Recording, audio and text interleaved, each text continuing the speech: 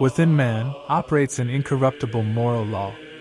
God has implanted in human spiritual nature a moral law that enables us to distinguish between good and evil.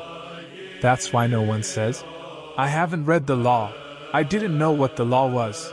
Because if we deviate from the written 10 Commandments of God in anything, an unwritten, natural law shapes us in our soul.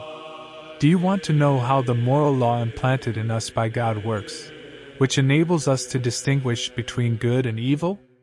To understand this, take a closer look at social phenomena, and you will see that none of those who live in vice like to be called vicious by others.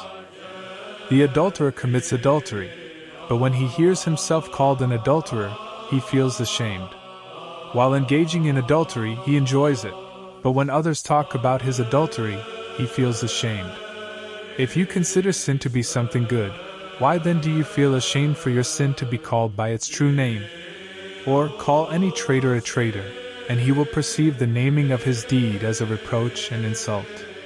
Thus, nature itself shows that no evil is the work of God, that God has created only what is good and that in the most perfect possible way, which humans distort and associate with evil, yet they still feel ashamed of that evil.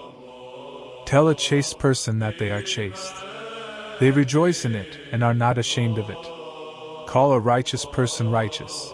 They adorn themselves with the deed of righteousness, and are respected by others as a righteous person.